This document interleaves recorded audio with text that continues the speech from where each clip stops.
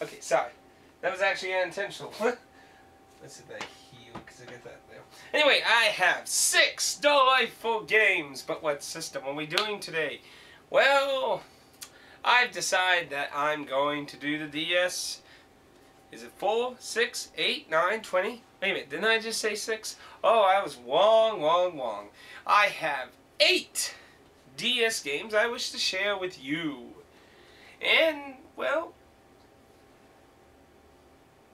yeah, basically that. So, let's start off with what I think is definitely a game that basically died way after, like, it came out, had some hype, and then it just went, never heard from again. I seriously have never heard anyone talk about it again.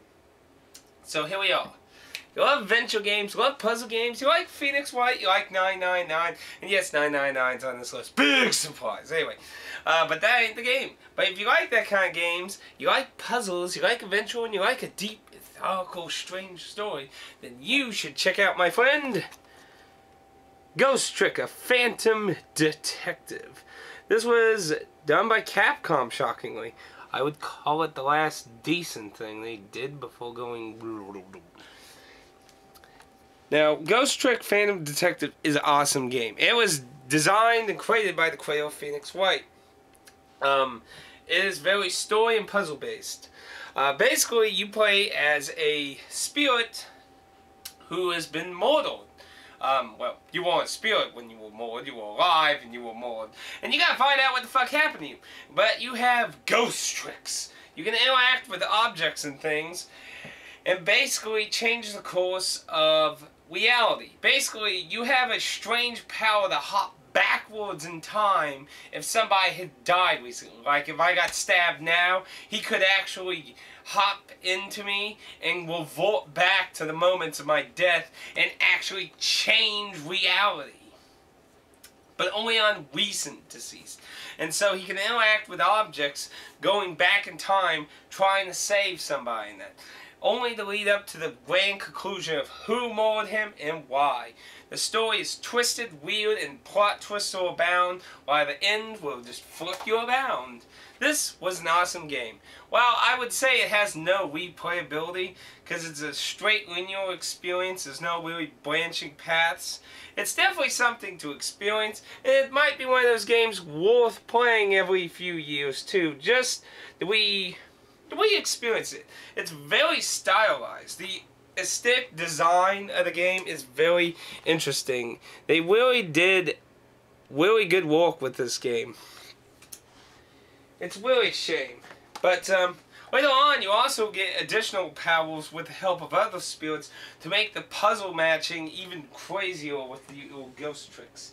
It's definitely a worthy title to check out if you're in need of something puzzle-oriented. Now, something recently, the RPG, remote RPGs, or Mr. John Tickles went over recently, was Deep Labyrinth for the DS, which is 2 games in one. The original cell phone game, and then a sequel, which is, as far as I have any idea, it doesn't have any direct connection to it, but it's sequel. So you're getting a slightly enhanced cell phone game and a totally new game all in one. Obviously, you know, like he said, it's not perfect, but see, the thing with mazes, any game that has to do with mazes, believe me, we got a lot of mazes in this list. This is probably the anti-John Tickle recommendation list. But, the thing is, when you make a game about mazes, you have to make it fun. You can't just... Admittedly, I agree with what he said about, like, the Wizard of Oz Beyond the Old Brick Road. The mazes in it really just felt like a thing to roadblock you and add filler. They didn't feel fun to really explore. What I really enjoyed in that game was more the battle things, but we'll get on there, because obviously that's going to be on this list. Oops, spoilers. Anyway, I feel like Deep Labyrinth does tap into that. I want to explore the land and the dungeons. The magic system, in my opinion, is the only thing that's really horrible about this game. Everything else is pretty forgivable, but the magic using the touch screen to draw a symbol is just annoying in my opinion. I'm sorry, but overall it's a pretty good game to time sync, explore, and have fun in.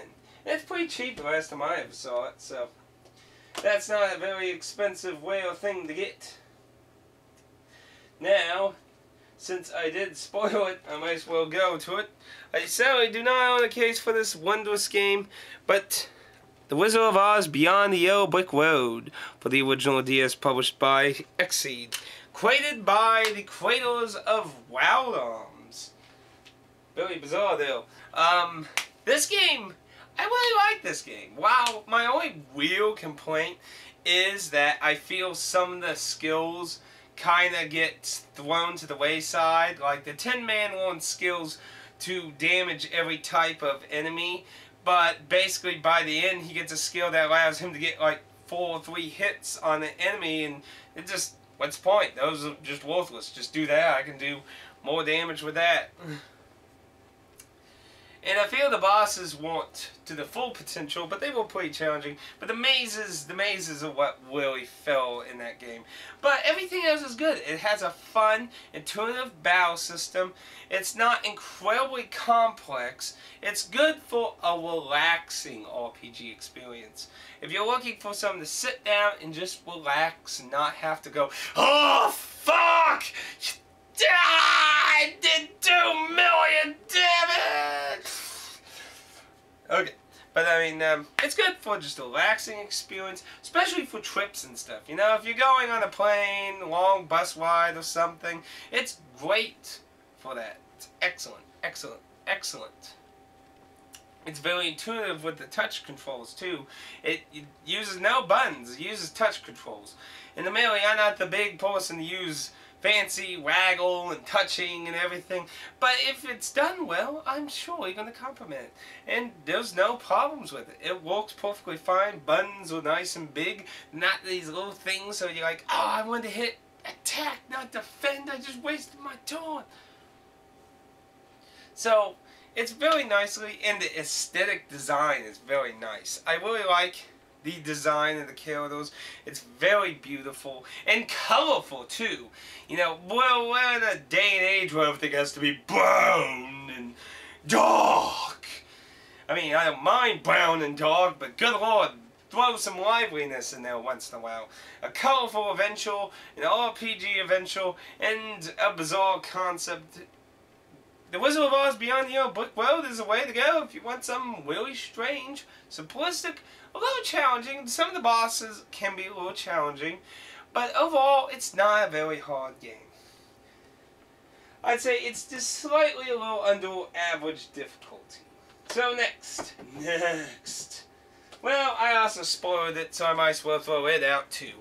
9 hours, 9 persons, 9 doors. Wow, it's an opinion whether this game... I was debating whether I should mention this. I mean, personally I do still hear a lot about it, but then again, a lot of people on my channel, a lot of people I talk to, all love this series. So perhaps, maybe it's just the fact that I hang out with a lot of people that really love 9 hours, 9 persons, and 9 doors. Now, if I remember correctly, the game was not released in Europe, and they only got Virtue's Last Reward, so that leaves them in kind of a predicament. Luckily, they can import this and play it, and it is available still on Amazon. To my understanding, you no longer can get this copy with this cover. They made a new copy where the 2 main characters, Droopy and what was the nickname she used in 999? I can't remember. Oh, I can't remember what her nickname was in this. Crap, it's been that long. Dang it.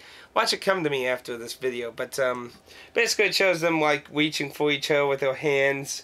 And it added Zero's Escape Volume 1, because Virtue's Reward started a volume series with that, so, but last time I checked, it's available for $19.99 still in that brand new copy, so it's not like it's incredibly hard to get. So if you want this in a foreign country, I'm sure there's ways to get one. I'm sure, because after all, Europe is considered a huge importing.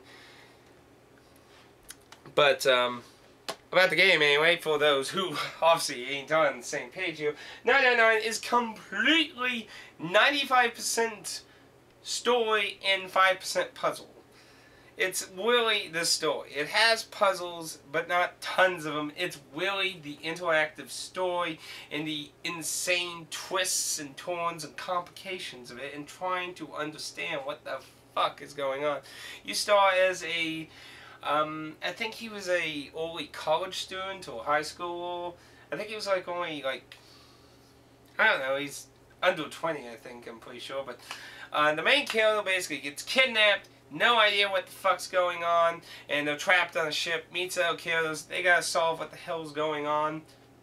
They don't know whether they're gonna live or die. It's very, very moody, and it's really awesome. I really got into it. The Vulture's Last War didn't scare me. I can tell you 9 Hours, 9 Forces, 9 Doors really just got me creeped out a lot. I would really dare say much scarier than a lot of modern Silent Hill games when it comes to getting into the story. But anyway, so next, now here's one I don't ever hear anyone talk about. This game is probably kind of in the teeter-tottering range here, but Black Seagull Black Seagull and the Blades of the Exiled. This game was originally a Game Boy Advance game, and it was then basically pushed back for the DS because, well, DS was coming out, so they were like, well, crap, well, our game's basically going to get like no sales or anything, so they pushed it back, and we developed it and everything to put and work on the DS and that. And the game, let me put this in a simple way.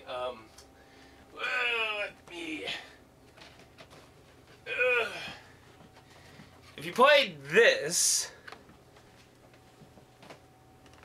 then this will be like crashing into an ice cream mountain. Yeah, this game, like the aesthetic design of the world, and while the little pictures on the back are incredibly small, so you won't be able to see them, and there was some kind of misprint error. You can't probably tell with it, but because the camera probably can't pick up the bad quality, but there was kind of, I'm not sure if it was like the early releases or something, but there was some kind of misprint error that caused like a blurry fuzziness on all the pictures in the booklet. So I can't really show you a decent screenshots off the case, but it's very reminiscent looking to Chrono Trigger and the kind of aesthetic design its world had, though it doesn't play exactly. It is turn-based, but I wouldn't say it plays like Chrono Trigger, though some people would probably say it does. A little subjective. I think the game's actually above difficulty. I think it actually starts off kind of hard, actually.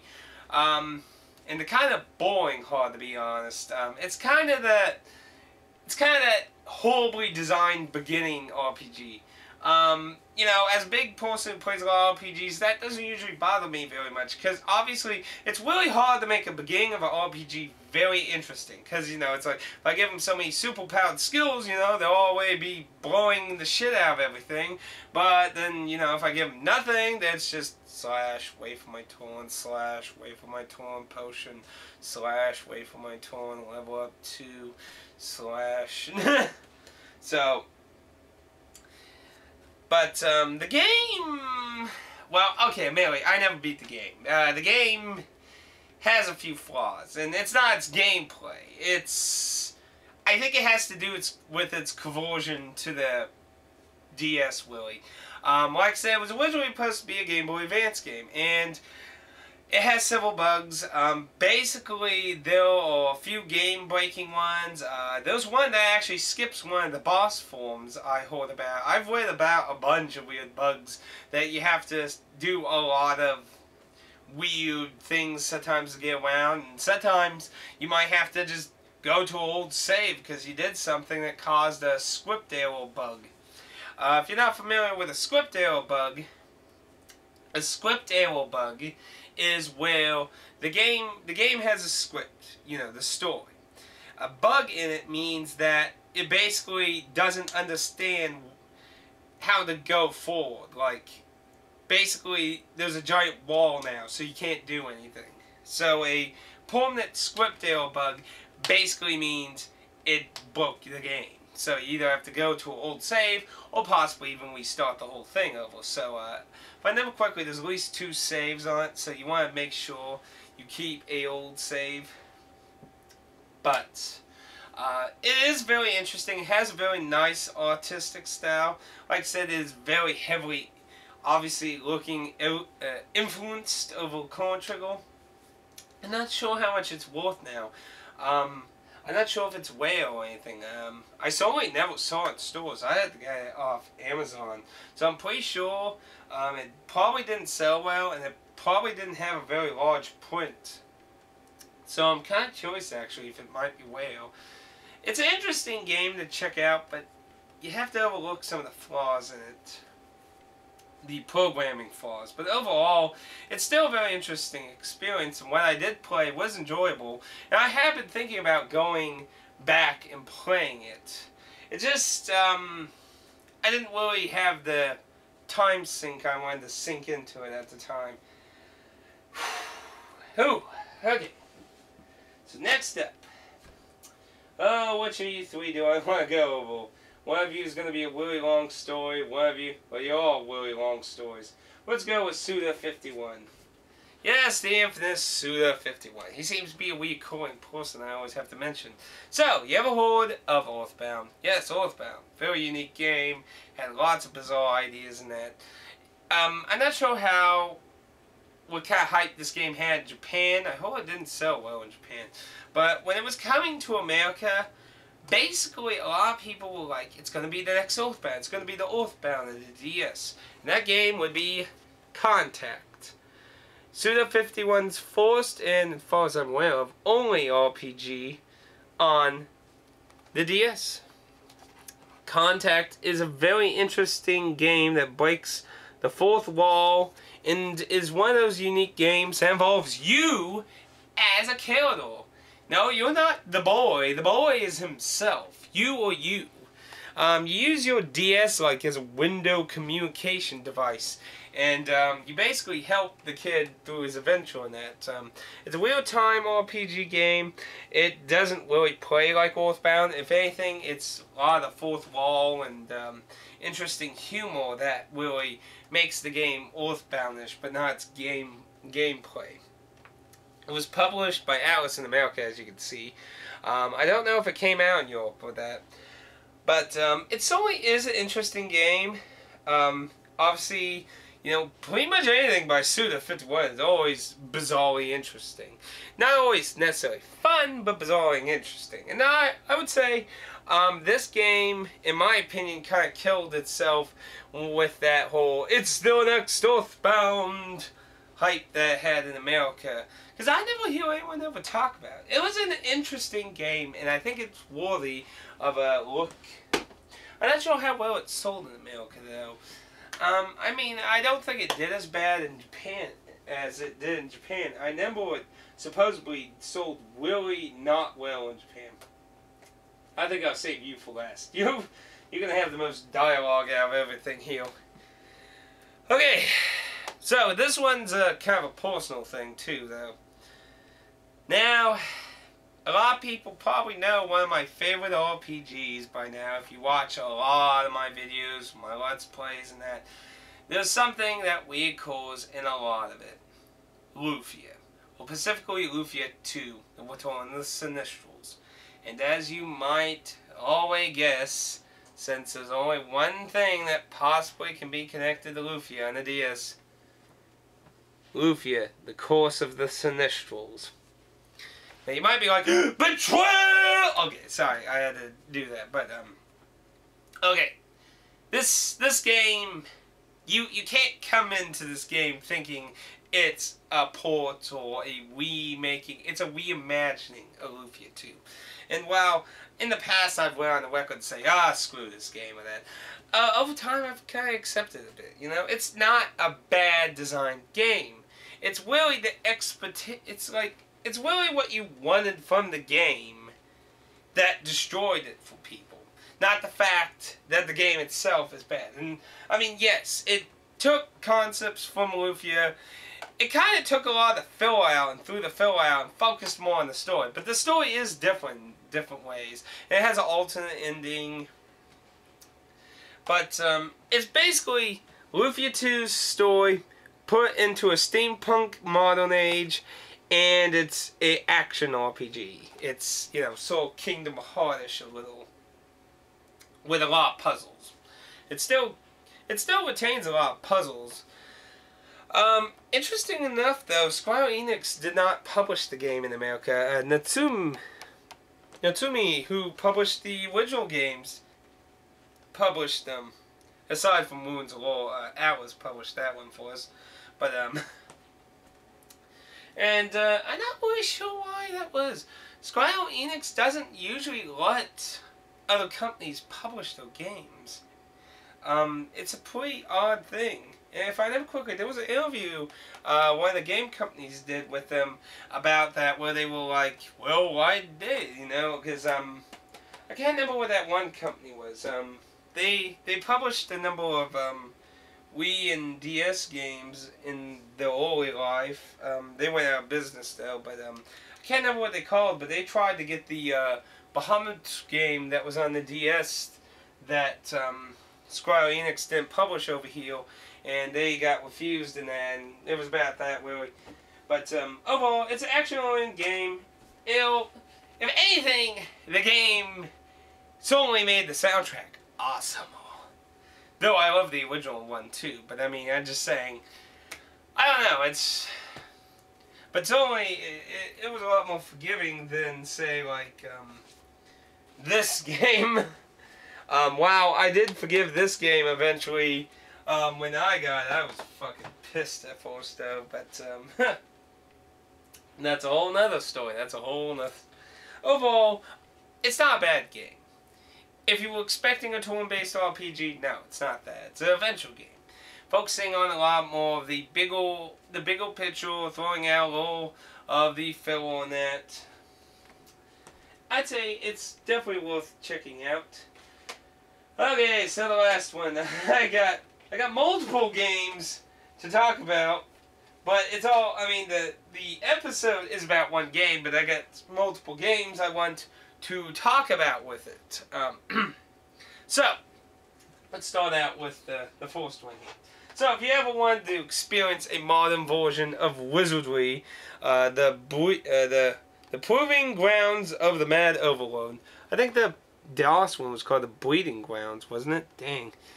That is a really dark cover. It actually doesn't come off too well, though. Yeah, that's a little, though. But, Wizardry 1. This game kicks my ass. If I was going to make a list of fucking, like, the top 5 hardest games, welcome to number 1, bitch! Well, top 5 hardest RPGs. I would throw a lot of platformers in front of it if it wasn't just solely RPGs. But this game will kick you down, break you, blow you up, and destroy you. Now, of course, there has been the uprising of Eterna Odyssey, which the 4th one just came out in America. And I'm not including this because this has been very successful in America. Sadly not in Europe, as I've heard. It's been very successful in America, though. And I'm not really including it on the list for that reason. Lots of people still talk about that. But definitely a series to look up. But this Classic Heroes and all kinds of... There's all kinds of games been taking advantage of the old first-person dungeon style. But, you know, here's a question. This series has been doing well, but when this game came out, Class of Heroes, it failed. To where Atlas had no interest of giving us 2 or 3, and Monkey Paw and Genji Works is currently doing that, with a small limited print of Classic Heroes 2 going to be going out to people who will be available for the pre-order for it. But why did this game succeed and this one failed? And yes, this is Remnants, and if you're any clue, you probably already can guess what I'm going to talk about. Why did this succeed and this fail? This had substance to it. You see, these games, like Wizardry, was all about exploring, challenge, and the mystery of the dungeon. But a lot of people don't like the Wizardry series, like, you know, modern people. Like, the old people who play Wizardry obviously do. But modern people don't like it because it doesn't have substance to it. The artistic style, story, wacky looking graphics, or interesting graphics, or such and such. The thing is, that's what Classic Heroes lacks. Substance. The graphics are pretty plain. And it does play a lot. I mean, the only thing that's really different is that you draw your own map. But this game is a lot more lively or interesting, and has a lot better looking character designs and such, while Classic Heroes looks generic in that. But the gameplay is pretty much the same. You create a party. And you get 6 party members in this as opposed to 5 in this one. I like both of them. But if you're going to argue the little bits of substance, this game wins, though. And that's why this is more similar to Wizardry, in my opinion, especially in difficulty. While I'm not at all saying this game ain't difficult at all, it has its challenge too. But I would certainly say Classic Heroes is hard on it so far. I definitely ran into a bastard move yesterday. And I would obviously say Wizardry is harder than all of them. But if we want a real game, and while these games emulate a lot of Wizardry's elements, there's only one game that truly resurrected the feeling of Wizardry on the DS. And yes, if you've already guessed it, the Dark Spiral. The Dark Spiral was published by Atlas in America. Some people think it was because of the success of Eterna Odyssey that people wanted that they published this. Some people were saying, oh, they're trying to make a quick buck. It's like, oh, 4 Sports OG, you don't get. This game is fucking Wizardry 2.0. And while it is not as hard as Wizardry, it's certainly harder than those. It's much harder than Classic Heroes or Eterna Odyssey or pretty much any. Like, this is definitely like one up behind Wizardry 1. And yes, Wizardry 1 is the only Wizardry game I own and ever played. So I'm sure the other ones like 2, 3, and 4 probably much harder than this too. But this game tries to take as many concepts of Wizardry and make them not as insanely difficult. For example, there's no permadeath. That's one of the things that really sucks in Wizardry 1. There's permadeath. And while in some games that do have permadeath, like for example, Classic Heroes actually has permadeath. Apparently if a character fails to be resurrected twice, they die. So it's not like permadeath doesn't exist in modern games. But it certainly is something it's not very common to run into these days. But permadeath does not exist in the Dark Spiral. Aging does not exist in the Dark Spiral. These are the 2 core things that make Wizardry 1 really hard. Because while, you know, obviously you can make the game really fucking hard, but you can always grind, become really powerful. But that's the thing in Wizardry 1. You can age and die naturally, or you could die for real. And while you can be revived, your ashes can be permanently destroyed where you can't be revived. So there's 2 ways of permanently losing your character, basically. Failing to revive them properly, or just dying and never being able to find them or retrieve them to attempt to revive. And of course, dying naturally, if I remember correctly, if you die naturally of age, you can't be resurrected.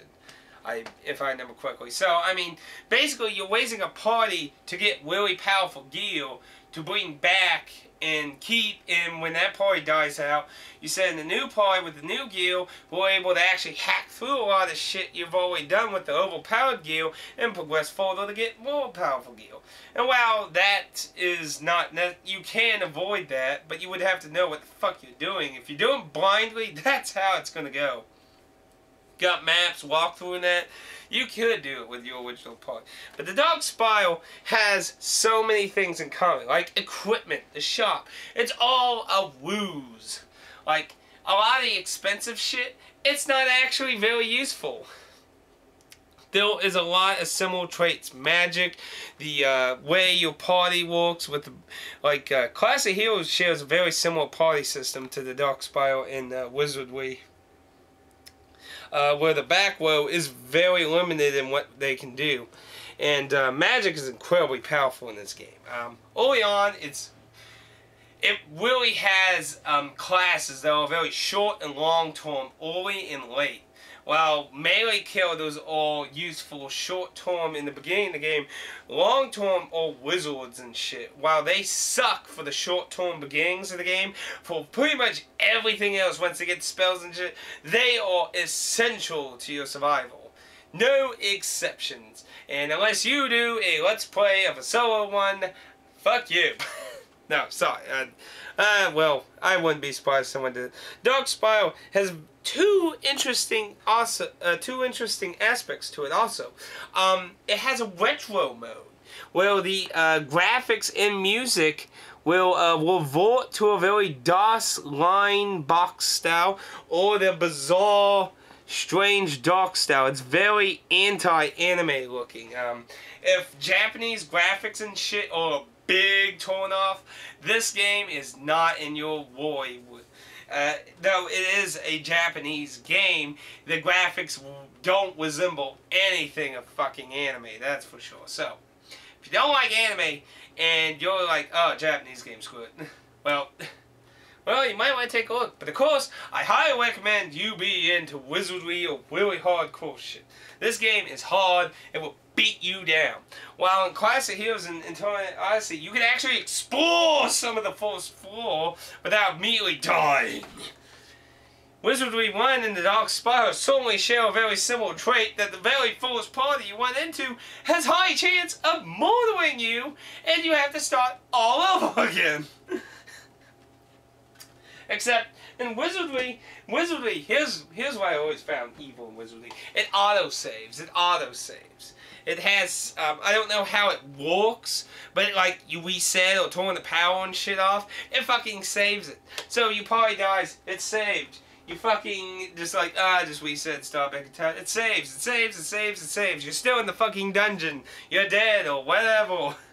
It's like, holy shit. That's the thing, a lot of modern games in that, like for example Clash of Heroes, you know, you can revert to an old save if you kill the permadeath. So, and there's a lot of strange and mysterious things in the Dark Spiral, like the story, the environment, like there's a weird talking door I went into that wanted me to do something to fucking get to open. This game is weird, bizarre, dark, moody, and I love the music. Both the modern and the retro. I like a lot of the retro ones though. They have a very interesting design, but some of the more modern tunes too sound well. I personally like the more modern look because the wireframe, though the wireframe is very reminiscent of like the DOS style of these type of games.